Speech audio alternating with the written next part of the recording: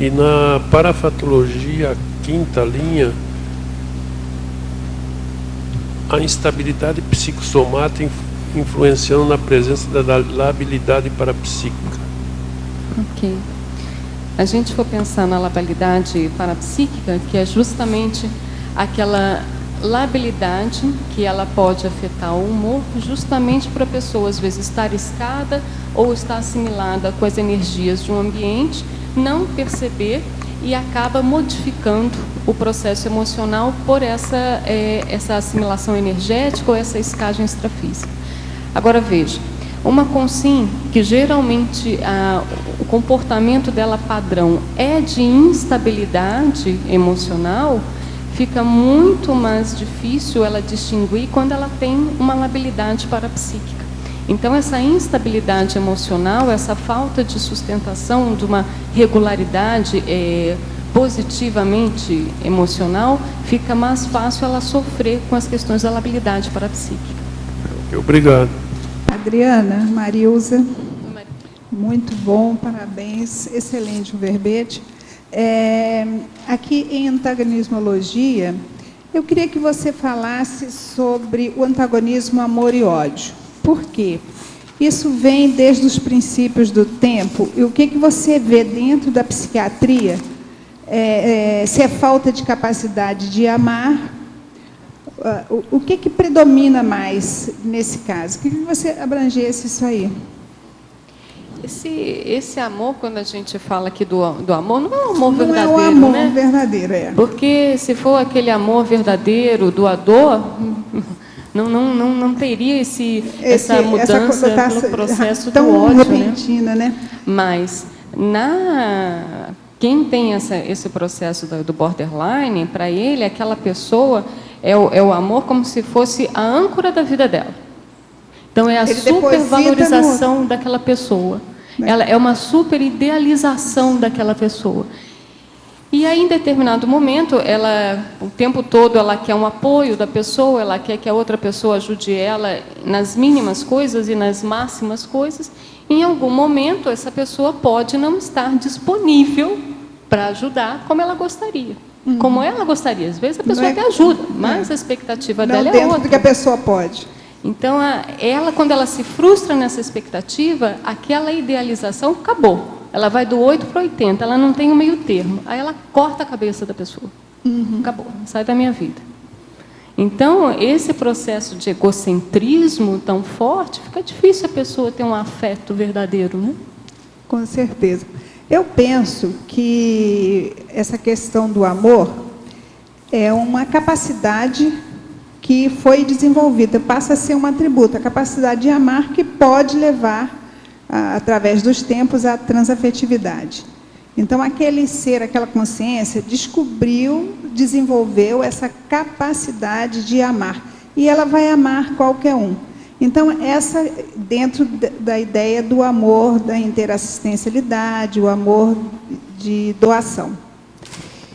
E esse fenômeno que chega ao ódio, geralmente tem o ciúme no meio, né, a possessividade no meio, deve ser um nível de patologia muito grande, né, porque mascara com o sentimento mais nobre que a pessoa possa nutrir pelo outro. A gente está comentando o processo de afetividade. Eu acho difícil a afetividade ela não passar antes pelo respeito. Respeito. É difícil a pessoa nutrir um afeto por alguém se antes ela não respeita essa pessoa. Aquela pessoa. Né? E acaba sendo a falta de respeito, né? Por isso que dentro da questão do verbete, eu coloco muito essa questão da autoafetividade passando pelo autorrespeito.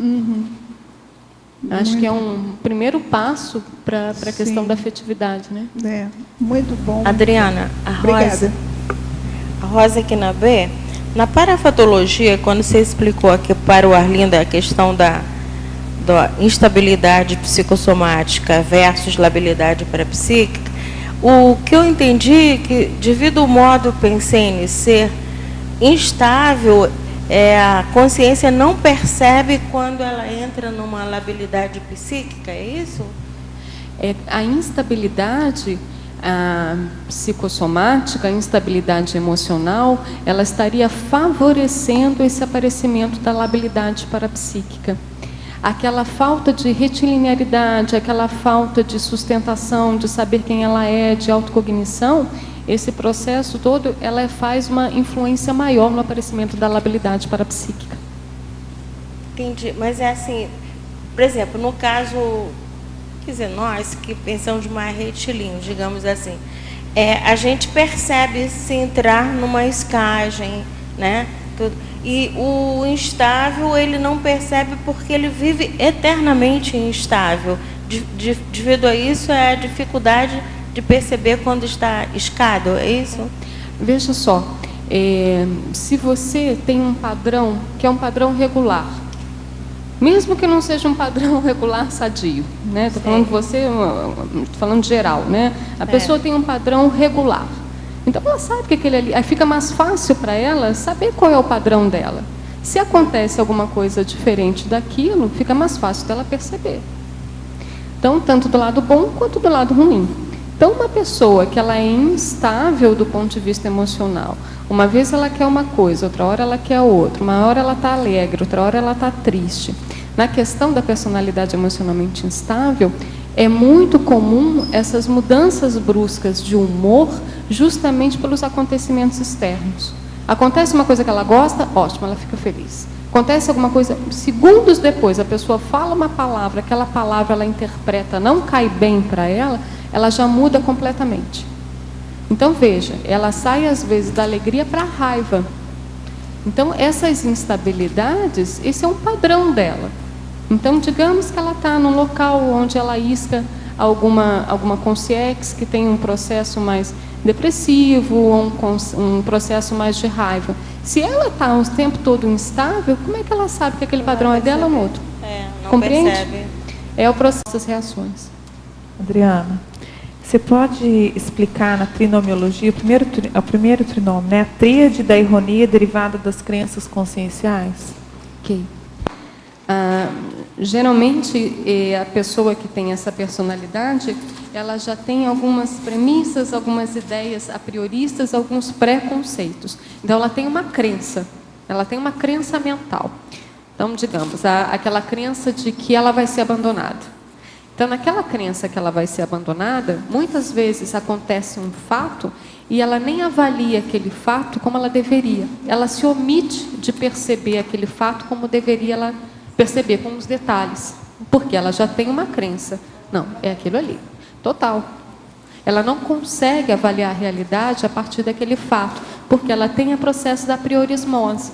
A priorismose, ela faz com que ela avalie aquele fato com as ideias preconcebidas, e não a experimentação do fato. Então, ali ela já se omite de avaliar aquele fato de acordo com a realidade. Ela se engana, porque o fato mostra uma coisa, mas a interpretação dela. E ela comete um erro de avaliação. Então, daí a tríade da ironia, né? Que é a omissão, o engano e o erro.